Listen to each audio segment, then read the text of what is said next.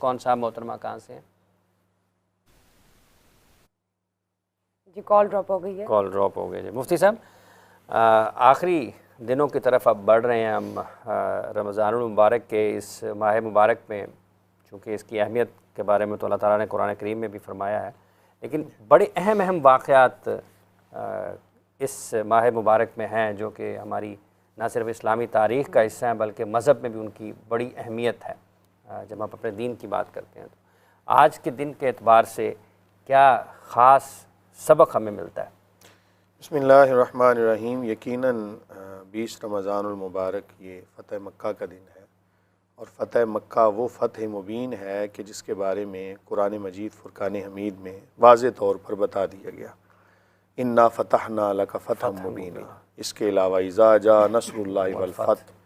تو یہ تمام چیزیں ایسی ہیں کہ جو فتح پر دلالت کر رہی تھیں، اور ہمیں اس سے سیکھنا کیا ہے، ہمیں کیا سبق ملتا ہے کہ اللہ رب العالمین کی ذات مالک کل قادر مطلق ہے. وہ چاہے تو اس شہر میں کہ جس سے کریم آقا علیہ الصلوۃ والسلام کو تکلیفیں دے کر نکالا گیا، تو ایک وقت آیا کہ تھوڑے سے عرصے کے بعد، چند سالوں کے بعد کریم آقا علیہ الصلوۃ والسلام اسی شہر کے اندر فاتح بن کے تو تشریف فرما ہو رہے ہیں. یہ وہ ایک فتح تھی کہ جس کے اندر اللہ اکبر تاریخ عالم گواہ ہے کہ کریم آقا علیہ الصلوۃ والسلام جب اس شہر میں داخل ہو رہے ہیں. واقعات تو بڑے طویل ہیں، میں اس میں سے 2-3 پوائنٹ آپ کے گوش گزار کرتا ہوں.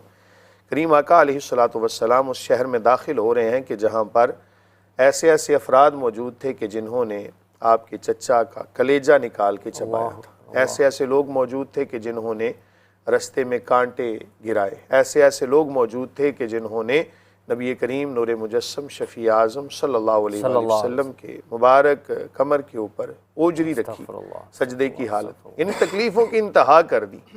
تو وہ فاتح جب مکہ میں داخل ہو رہے ہیں تو تعلیم امت کے لیے سر عاجزی سے جھکایا ہوا ہے اللہ کی بارگاہ میں، اور اعلان جو فرمایا، ہر کسی کے دل میں یہ خدشہ تھا پتہ نہیں آج ہمارے ساتھ کیا ہوگا، آج تو ہمارے ٹکڑے کر دیے جائیں گے.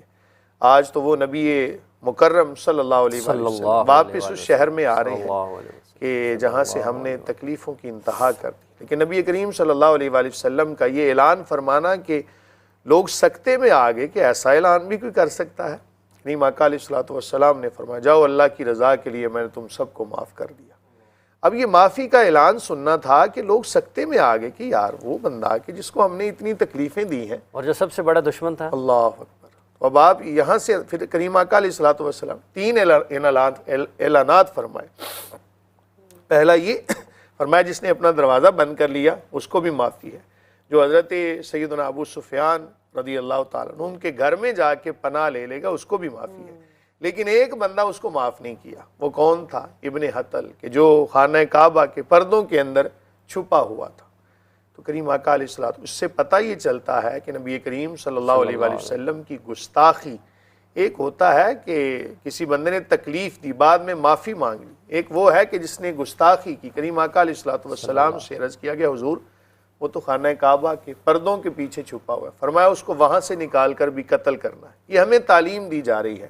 اب دیکھیں کہ وہ کہ جس نے کلیجہ نکال کے چبایا ہے آپ کے چچا کا، تو اس کو بھی کریم آقا علیہ الصلوۃ والسلام نے معاف فرما دی. تو فتح مکہ سے ہمیں سبق ملتا ہے کہ کسی حال کے اندر بھی تم ہو اللہ تعالیٰ کی ذات پہ بھروسہ یہ ایسا ہونا چاہیے. فَإِنَّ مَعَ الْعُسْرِ يُسْرًا إِنَّ مَعَ الْعُسْرِ يُسْرًا. ہر تنگی کے ساتھ آسانی ہے. یہاں پہ یہ نہیں فرمایا کہ تنگی گزرے گی تو پھر آسانی آئے گی، فرمایا کہ ہر تنگی کے ساتھ آسانی ہے. جب صلح حدیبیہ والا معاملہ ہوا نا تو اس وقت کئی صحابہ کو یہ تشویش لاحق ہوئی کہ اتنی سخت شرائط کافروں کی طرف سے جو لکھی جا رہی ہیں. تو حضرت عمر ابن خطاب رضی اللہ عنہ نے یہاں تک فرمایا کہ یا رسول اللہ صلی اللہ علیہ کیا ہم حق پر نہیں ہیں؟ کریم آقا علیہ الصلوۃ والسلام نے فرمایا یقیناً ہم حق پر ہیں. تو یا رسول اللہ ہم کفار کی اتنی، اس کا معنی بنتا ہے اتنی گھٹیا شرائط ہم کیوں مانیں؟ تو رسول اللہ صلی اللہ علیہ وسلم نے یہی ارشاد فرمایا کہ اللہ تعالیٰ کی طرف سے یہ حکم ہے. تو حضرت عمر ابن خطاب کو ابھی پھر بھی دل کو اطمینان نہیں ہوا. حضرت صدیق اکبر رضی اللہ عنہ کے پاس گئے کہ اے صدیق اکبر آپ بتائیں کیا ہم حق پر نہیں ہیں؟ فرمایا ضرور حق پر ہیں. تو پھر ہم اتنی گھٹیا شرائط کیوں مانیں؟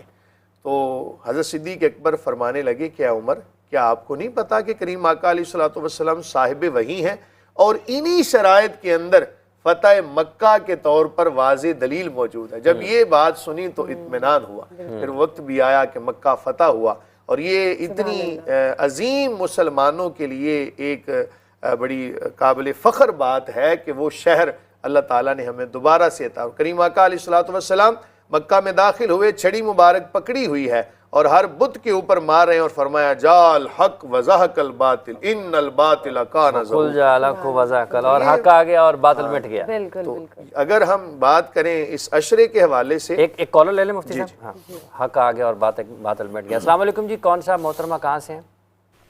ہلو السلام علیکم, میرا نام عائشہ ہے, میں کراچی سے بات کر رہی ہوں. میرا سوال ہے کہ میری ساس مجھے بہت زیادہ تنگ کرتی ہے اور سونے ہی نہیں دیتی. دن کے وقت بھی تھک جاؤں تو لیٹنے بھی نہیں دیتی. تو مجھے کوئی ایسا وظیفہ بتا دیں کہ میری ساس مجھے تنگ کرنا چھوڑ دے. یہ تو قاری عطا المنان وارثی صاحب آپ کے لیے ہے. جی میں وظیفہ بتایا دیتا ہوں. اکثر گھروں میں پرابلمز آج کل چل رہی ہیں, بلکہ میں تو اسے اکثر کہا کرتا ہوں, یہ ہمارے ہاں ہندوستان سے یہ رسم آئی ہے کہ اپنی نون دبا کے رکھ دیں. تو یہ نہیں ہونا چاہیے. ساس کو چاہیے اپنی بیٹی سمجھے. آپ کے گھر آئی ہے, ظاہر ہے وہ اس کو اپنی بیٹی ہی سمجھے, اس جیسا ہی سلوک کرے. اگر آپ اچھے اخلاق سے ان کے ساتھ پیش آ رہی ہیں تو بہت اچھا. اگر آپ بھی نہیں آ رہی تو سب سے پہلے آپ بھی اپنے اخلاق پر غور کیجئے گا. تو اگر آپ اخلاق ہی سے پیش آ رہی ہیں, اس کے باوجود جان بوجھ کر آپ کو تنگ کیا جا رہا ہے, تو پھر آپ کے لیے دعا میں عرض کر دیتا ہوں.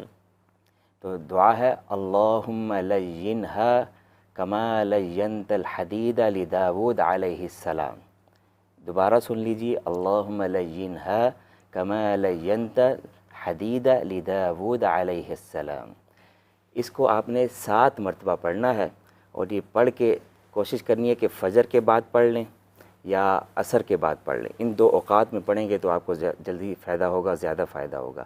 آپ یہ پڑھ کر اپنی ساس مبارکہ کے گھر میں رہتی ہیں تو آپ کوئی بھی کھانے کی چیز میں دم کر کے ان کو کھلا دیں. انشاءاللہ تعالیٰ وہ آپ کے لیے نرم ہو جائیں گی, اور وہ تنگ کرتی ہیں تو انشاءاللہ تنگ کرنا چھوڑ دیں گی اس دعا کی برکت سے. کتنے دنوں تک کرنا ہے جی, کتنے دنوں تک ہے؟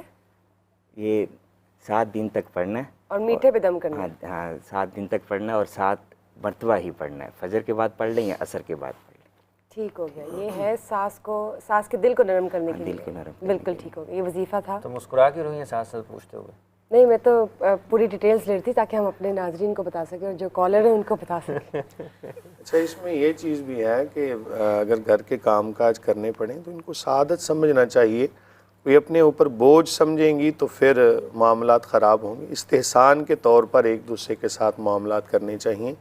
تو اگر کام کاج کرنے سے کوئی عزت کم ہوتی تو پھر حضرت سیدہ فاطمہ الزہرا رضی اللہ تعالیٰ عنہ اور دیگر جو ہماری امہات المومنین ہیں, جو ہمارے لیے رول ماڈلز ہیں, انہوں نے یقیناً گھر کے کام کیے. تو اگر مثال کے طور پہ بزرگوں کی, میں یہاں پر حدیث بھی ایک حدیث ایڈ کر لوں. جی جی پلیز. تو نبی کریم صلی اللہ علیہ وسلم نے فرمایا, جس کا مفہوم ہے یہ, اس کو توجہ سے سنیے گا, کہ کریم آقا علیہ الصلوۃ والسلام نے فرمایا جو بندہ, اب یہ بندہ ہے تو اس سے مراد بندی بھی ہے, خاتون بھی ہے, جو بندہ اپنی جوانی کے اندر کسی بزرگ کی عزت اور اس کا احترام کرتا ہے, اللہ تعالیٰ اس کے بڑھاپے میں ایسے افراد کو پیدا فرما دے گا کہ جو اس کی عزت اور تکریم کریں گے. حافظ صاحب حدیث ہم سنتے ہیں پڑھتے ہیں, لیکن اس کے اندر جو ایک باریک سا اشارہ ہے نا, کہ جو بندہ بزرگوں کی عزت کرتا ہے نا, بڑوں کی عزت, بزرگوں کی, تو اللہ تعالیٰ اس کی عمر کو اتنا طویل فرمائے گا, اس کی عمر میں اتنی برکت ہوگی کہ وہ اس عمر میں بھی پہنچے گا, اور ایسے افراد بھی آئیں گے کہ جو اس کی عزت و تکریم. تو عام بزرگ کے حوالے سے یہ ہے, تو اپنا من لا یرحم لا یرحم, جو رحم نہیں کرتا اس پر رحم کیا بھی نہیں. ہاں جی, کالر لے لیتے ہیں. السلام علیکم.